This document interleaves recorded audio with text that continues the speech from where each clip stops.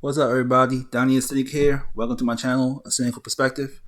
Now, right now in this channel, I'm just cynically talking about my favorite anime and manga character. Well, actually, one of my major favorites, Vegeta from Dragon Ball. Now, the reason why Vegeta is more my favorite than Goku is because Vegeta is more relatable. As a black man in America who's tried to struggle and struggle and struggle and struggle to achieve a higher status greater than myself, I can relate to Vegeta more than anybody in the anime world, because even though he came from privilege, only to still try to carry the burden of something that, and to fight against his pride, to show that he had to deal with his own inner demons and everything. No matter how hard he tried, he always failed. I can relate to that. But what Vegeta don't understand is the fact is this is not just him, it's an anime trope. It's been like that for a while now. Because put it like this. For every Vegeta that has the same struggles and still can't beat the main villain because they want the main character to be him, there's a Sasuke who has a similar situation, who complains about it as well. Then there's Zordo from One Piece, who has a similar situation. Then there's a Fushino, Megumi Fushino from Jujutsu Kaisen, and so on and so forth. There's always that secondary cooler character that can never achieve the same thing the main character can. It's an anime trope, you know what I'm saying? It does that. But Vegeta I can relate to the most because he's one of the originals. He did it first and did it best. So, and sometimes Goku's goofy nature, people can't take him seriously for that. Can't relate to that. Again, a typical anime trope. So right now in this game rant article, we go dissect 10 things Vegeta can do that Goku can't. And again, like I said earlier, I'm a hardcore Vegeta fan. Been watching Dragon Ball Z since the 90s. You hear me? The 90s. Yes.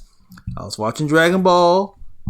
Well, actually, no lie. I only seen like a few episodes of Dragon Ball when I was in my youth, in my early 90s. But as far as Z, I've been watching that, oh my God, since the 90s. Before Dragon Ball Z even came to the States on American television.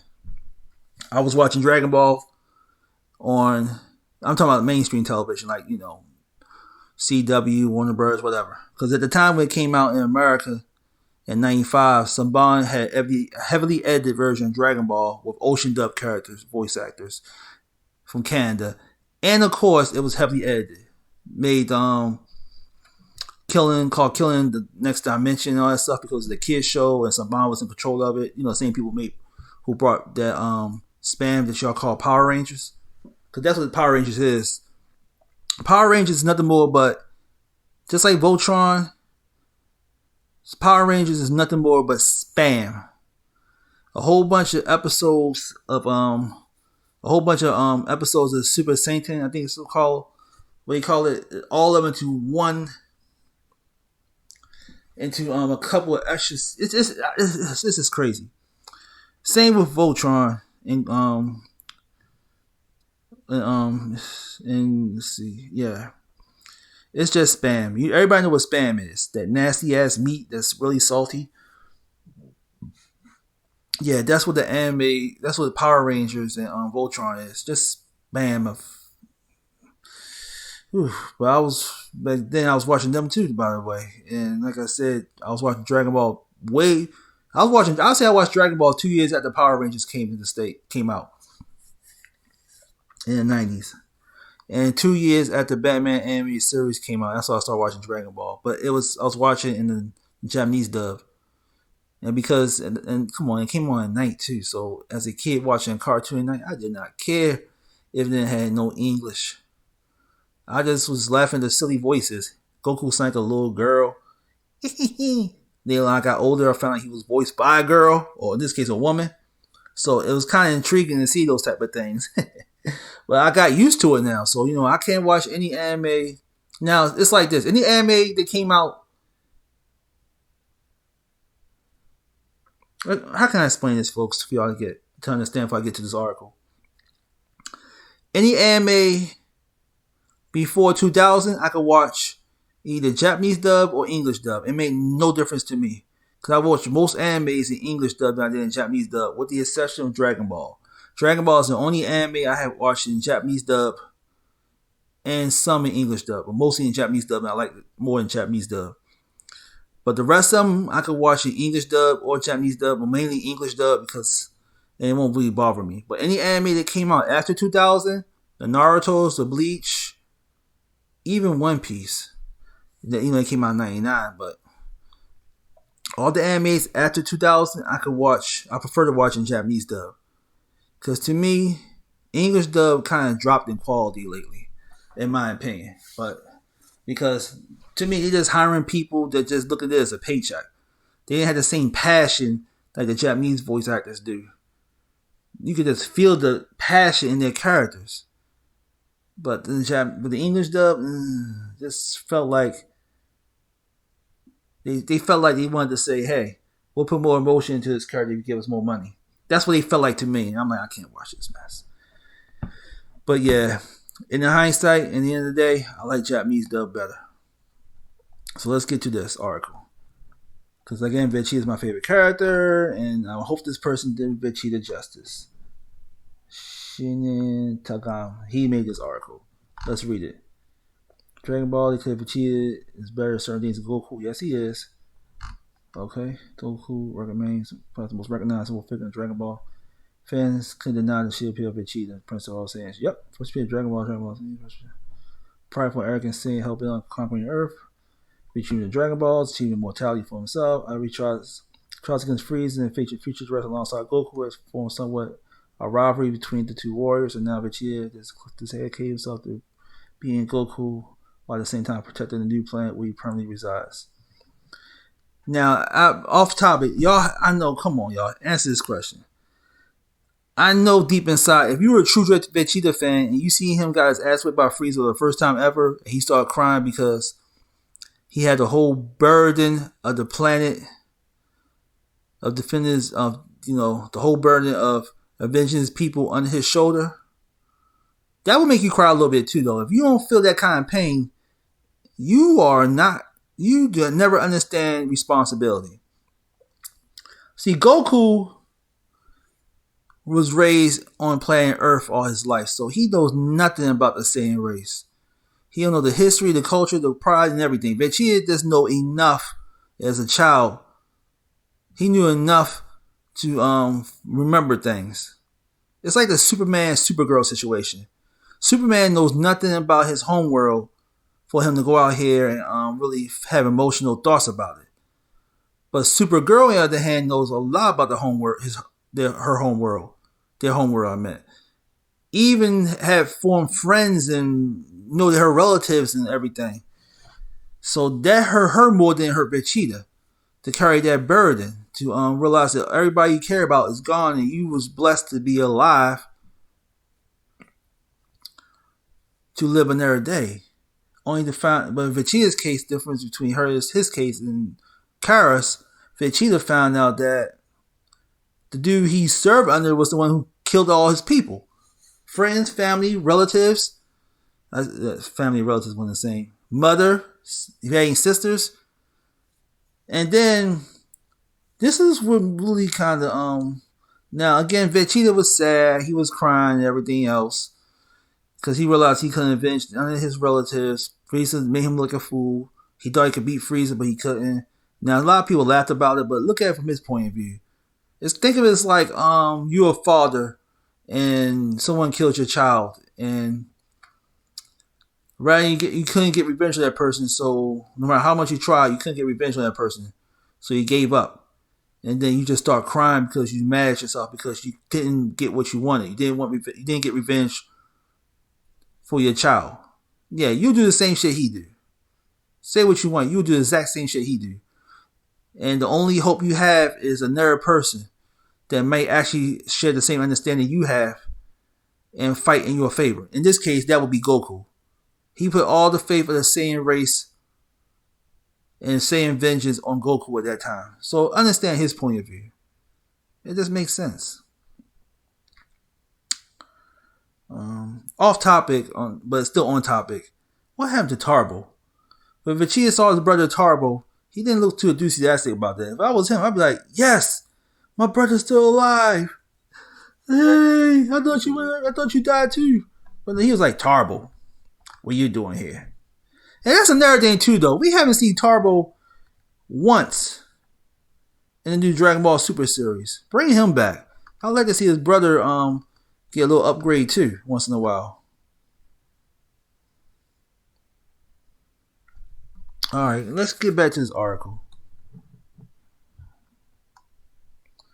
I'll go for the yeah. Admitting Vegeta fell short when it comes to defeating Goku 1-on-1. However, there are still things that Vegeta could accomplish that Goku seemed to get a grip on, proving that he is more than capable of defeating Goku at least in certain areas. Just where does Vegeta so Goku doesn't. Well, in his defense, he is right though. Vegeta did slacked off against fighting Goku head up. But if he can outsmart Goku, he can beat Goku. So yeah, he's right about that one. Let's see. Number 10, royalty, strategic tactics. This is Vegeta. Name his son after his home planet and giving Vegeta double stature. Man, full of transcendently. Unfortunately for Vegeta, he and Nappa Raz became warriors under the employ of Frieza after the destruction of his home planet. Regardless, Vegeta having to survive. So close to Frieza and me, he had to keep a close eye on his actions to survive. These principles apply to Vegeta's approach in combat. He's ruthless as he is an expert in battle strategy and tactics, and he often thinks of ways to one up his opponents instead of pure direct combat. It's quite unlike Goku, who enjoys the thrill of combat, seemingly employs the philosophy of just hit a little harder while facing a tougher opponent. And while Goku's might seem to be working more, a more technical Vegeta is nice to change the pace in Dragon Ball combat. That's true. I agree with him on that. Because the reason I say that is because Vegeta is a tactician. Yes, he is. He is a tactician. I mean, if it wasn't for Vegeta, Goku and them would not have beaten Kid Buu. Because this is idea with the Dragon Balls and everything else through Dende. So yeah, he is a great tactician. I agree. I give him that. And then if you read the recent manga, if you read the recent manga, I don't know what strategy Vegeta has to give Granola to his last sensu bean, but I guess it might help in his favor against Gas. And oh my god, I ain't gonna lie though, Gas made hands off topic. Gas on Dragon Ball Super right now. I'm not gonna make any spoilers, except for the little bit I just gave a second ago. But y'all gotta read the manga yourself online. Gas made me start to become one of my favorite Dragon Ball villains. Off topic, his brother elect might have a lot more power than he does, but Gas is all business. He's quiet, he's stout, he's serious, and he's just a warrior all around. He takes things seriously and he fights seriously. The man is all serious. I like that. So yeah, I'm just surprised. Matter of fact, tomorrow I'm gonna read the manga. Tomorrow, see what's going to happen. Matter of fact, I think tomorrow I'll make a video about Gas and Granola. It'll be spoilers, y'all. So if you want to watch it, watch it. If you don't, don't. It's up to you. Okay, so let's get back to this article. Principle about Vegeta and Kami ruthless and expert. And like Goku enjoys the real combat scenes. Words yep, read that already. Withstand more gravity than Goku, which is weird though. They don't even worry about that no more. Yes, Vegeta had trained under higher gravity than Goku, but it didn't really benefit Vegeta because Goku still always reaches newer, stronger forms. Like, Goku reached Super Saiyan 2, but he did in the other world. Vegeta reached it through Bobby D's magic.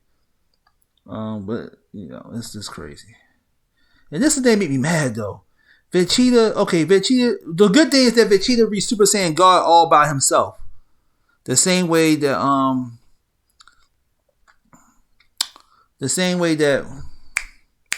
Kaba became Super Saiyan 2 all by himself, and so did Khalifa.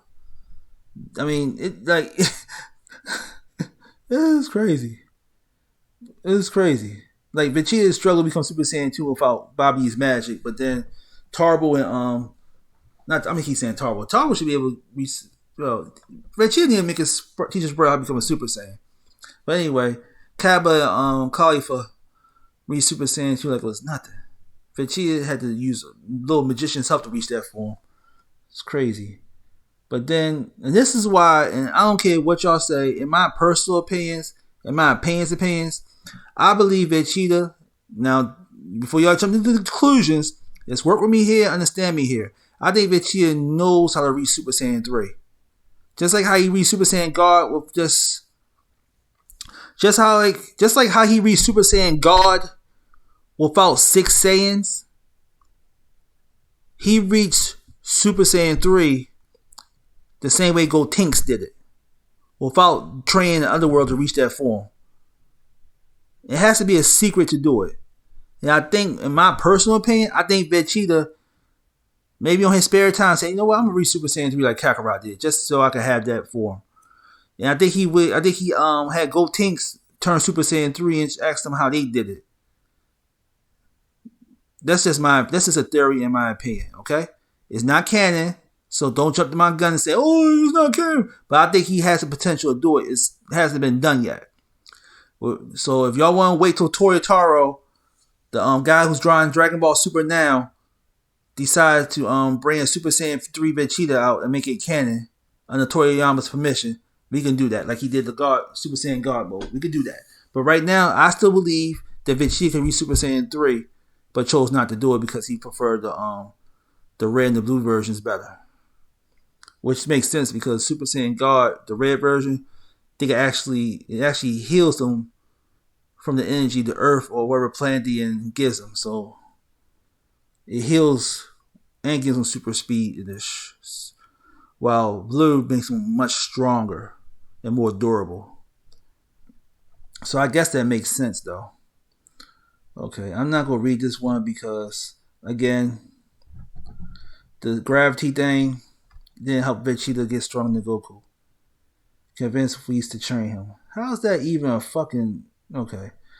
You already already said Vegeta is smarter than Goku because of strategy, so this counts as strategy. Of course, you convince Whis to train him. And this is the thing people need to understand though. Vegeta has Bulma as his wife, which is the smartest thing Vegeta has ever done. Because Goku was tricked. If Goku had his way, he probably married Bulma himself. That'd be his first female he ever met. He probably married her himself. But because Chi-Chi was infatuated with him and tricked him into marriage, he stuck with Chi-Chi instead and lived the family life with her. He said, hey, fool, okay, I'm going to live with her. Stay with her. Do the family thing. And he got used to it. So, yeah. But Vegeta said, oh, fuck it. I'm going to marry Bulma. Shoot. And then look what happens. Vegeta now has as a soulmate, one of the most smartest inventors on the planet, who is a fucking zillionaire. Yeah. Vegeta did the right move. My opinion, again, if Vegeta wants to, he could or Bulma wants to do it for her husband, she could use a Dragon Ball because she stayed collecting Dragon Balls. Like she could use the Dragon Balls one day as a and say, I wish, hey Shenron, can you give me the a booklet of all the saying involved techniques and stuff? It don't matter, stories, old wives' tale, whatever. Just give me that so I could give it to Vegeta as a gift, so he could expand his training. If she did that, Vegeta be good. But anyway, he married the right woman. I'll end it at that. Let's see. I don't want to read this either, y'all. It's kind of dumb. So because Vegeta trained Vegeta blackmail or I guess I can't say blackmail, but he I guess you could say low-key blackmail Whis and Beers to train him for the taste of great food. So yeah, I don't want to read that. Control over the great ape. Now that's true. Vegeta, Nappa, Raditz, or any other Saiyan could control their still have their brain in their great ape form. Goku does not. Gohan does not. Goten does not. Trunks Well, we've never seen Goten and Trunks transform into the Great Ape because their parents cut their tails off before it happens. But I would love to see Trunks. But I would love to see Trunks grow a tail. And I would love to see Goten grow a tail. How would that even work? Cause that would be crazy if Goten be the first person in Goku's clan, Goku's family that actually could control his Great Ape form. Because Trunks taught him how to do it. Because Vegeta taught Trunks how to do it. That would be kind of cool. But we never seen that because again, Bulma already both Chi and Bulma religiously keep their tails cut off so they won't accidentally transform into those giant apes. So yeah. But it would be kind of cool though. Now I do agree with this article about reading that Vegeta did master his form. He even used it to help strategically, just like in the last one he said he's smart, beat Goku.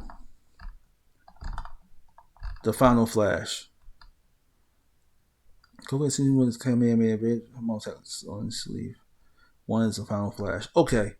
Now this gonna be like a combination of articles that numbers that I had to go through because he just nitpicking. Okay.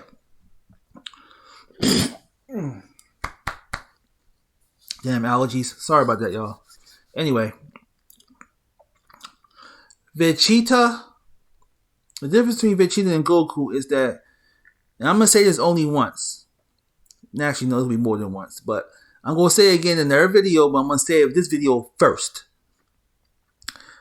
Vegeta has always been offensive. Goku has always been defensive. Yin and yang. That's why, and I've been saying this shit for decades. Well, actually 8 decades since Dragon Ball came out. I mean, no, it's not. No, I'm sorry. I said a decade since Dragon Ball Super came out. I'm sorry, or before Dragon Ball Super, but way after GT. Actually, yeah.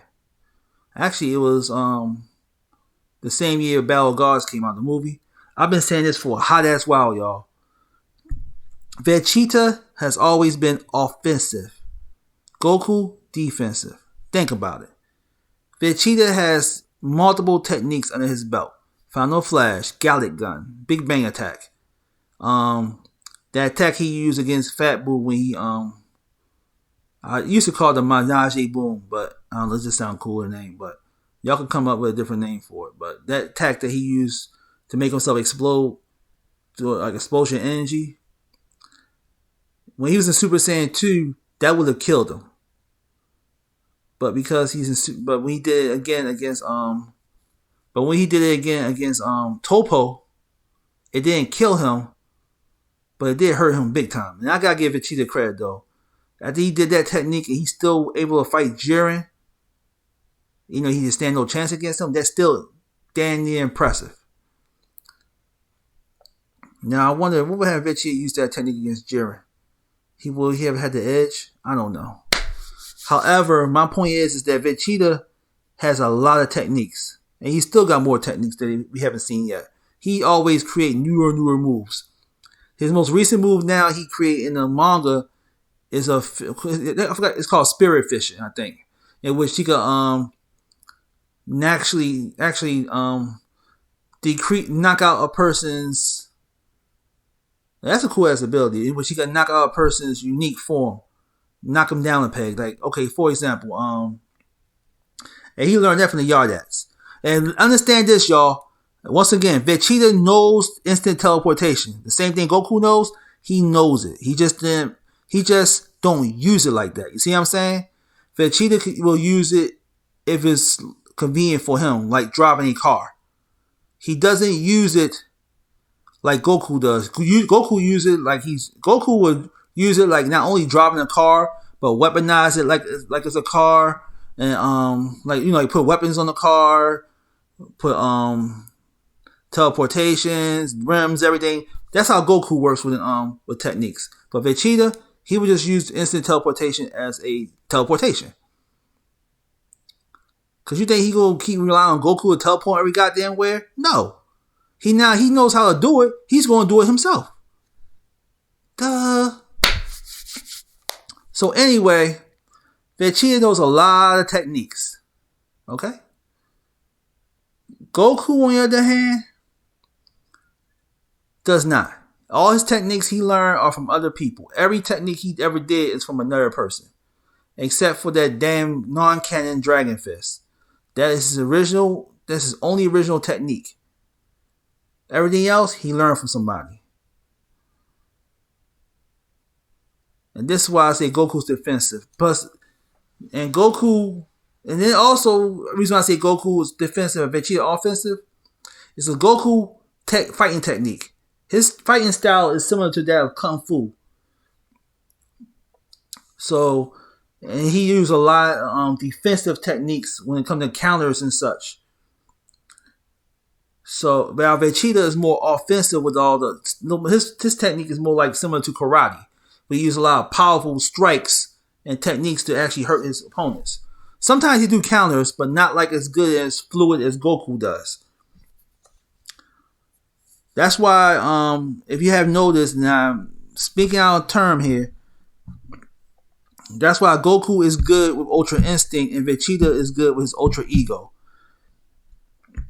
Goku's Ultra Instinct allows his body to do all the work. So his body is countering people attacks, doing fluid techniques, know where to strike, what to do. His body is in autopilot doing all this stuff for him while his mind is focusing on something else or just in relax mode.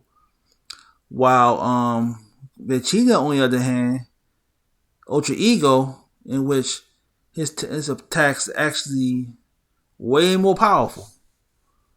So again, it's just they're like two different people. One's an offensive fire, one's a defensive fire. It's just how it is. So anyway, let's get back to this article. Goku may have been able to use Final Flash he wanted to. If he see. Now this dude has a good point right here. Where he said theoretically Goku may have been able to use the Final Flash if he wanted to. And that's true. Goku was known for copying techniques. So if he want to use Vegeta's Big Bang Attack or Final Flash, he'll do it. I mean, he did it with the Hakai in Dragon Ball Super, so why not? Now Vegeta might create his own Hakai. And also back to Vegeta's just the Spirit Fission. Now I want to get back to the Spirit Fission technique again, y'all. He used that technique on Moro, reducing Moro back to his other form again. Until Moro absorbed 76 and was it 79? I forgot the dude's name. And gained all his powers back and then some, which is dumb. But it's still impressive for Vegeta to do that. If Vegeta works on that technique, he can actually do more. Now I like how Vegeta said in that same episode when he told Piccolo, he said, "Hey, yeah, I mastered this technique, Piccolo. I could take Nail and Kami out you if you want me to. It's up to you." I'm paraphrasing by the way, but he did say that. And that was funny though. But that's cool though, for Vegeta to do that sort of thing. That's cool. That's really cool. That means if you're a fusion, Vegeta can just knock it right out of you. That's what's up. Unless Toriyama and Toritaro do some dumb shit and change the story in which his Spirit Fission technique is worthless. Because in Dragon Ball, a lot of supervillains and they always absorb somebody or take somebody in and they become 10 times more powerful than before. Like Cell, for example, when he absorbed Android 17 and 18, he became Perfect Cell. Gohan made him regurgitate 18 out first. So 17 was still stuck in his system, and when he blew up, he killed 17. So yeah.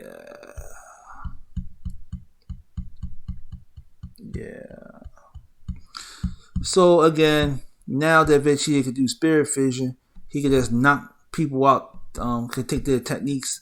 He could just split people in half if he wants to. And that's kind of cool though. Trying to figure out who else has a fusion. I don't know. I want to go put Vegeta Spirit Fusion in the Dragon Ball Super Dragon Ball Heroes. I hope they do.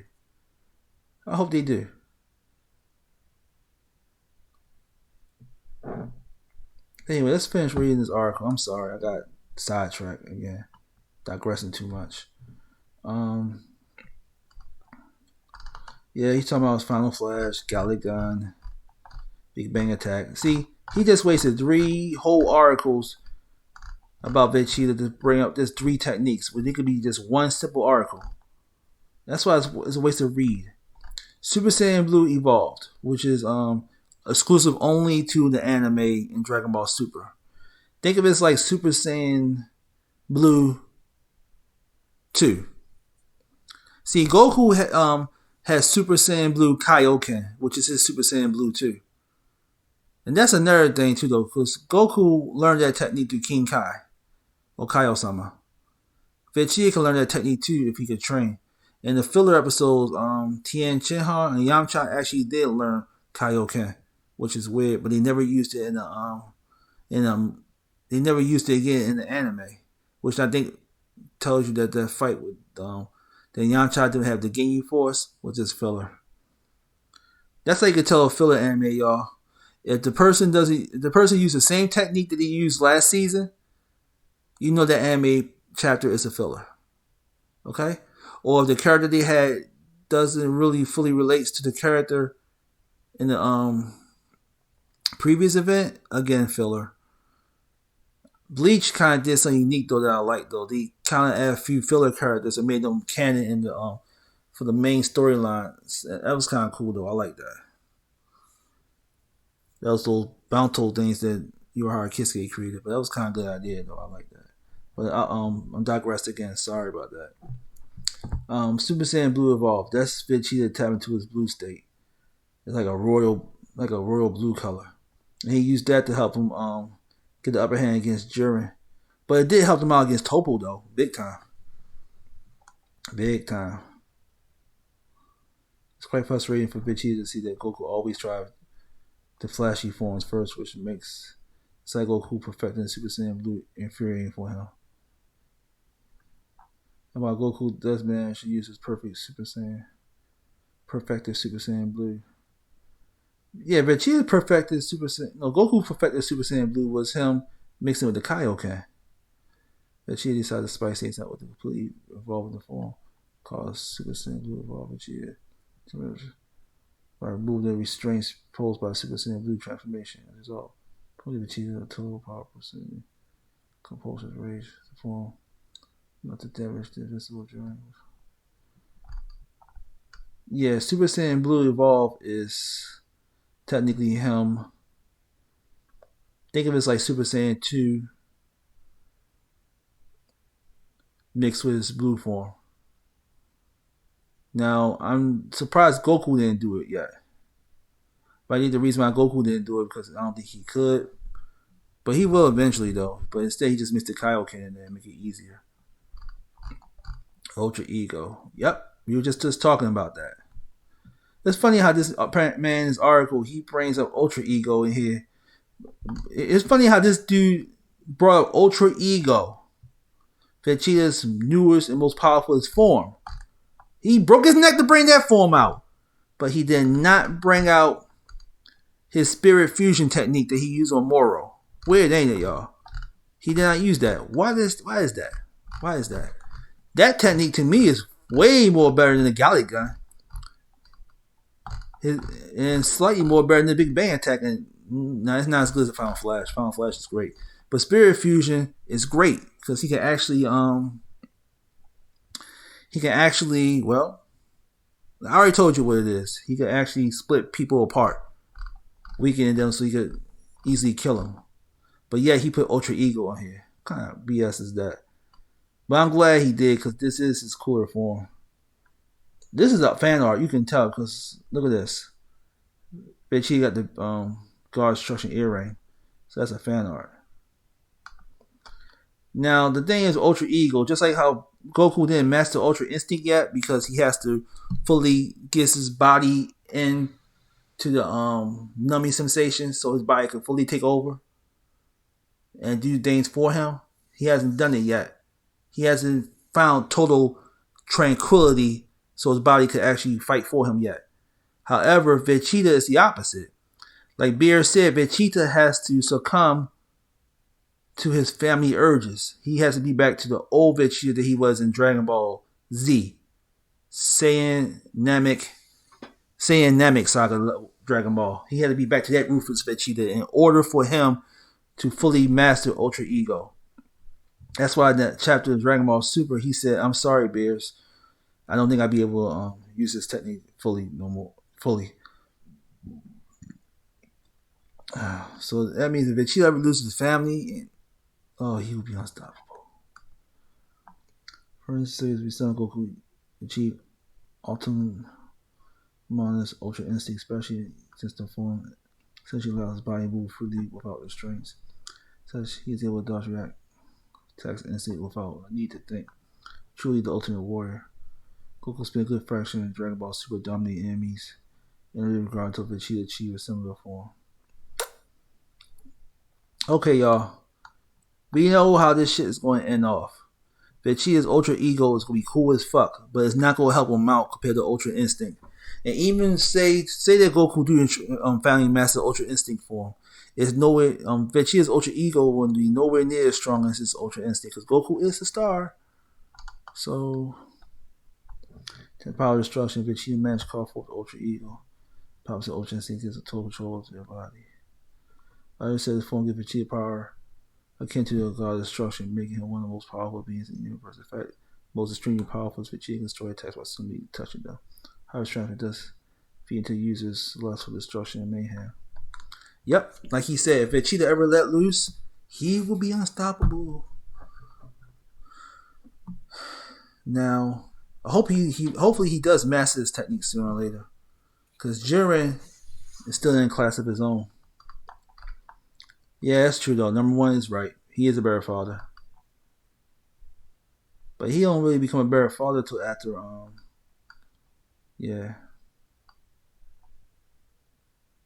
after he came back to life.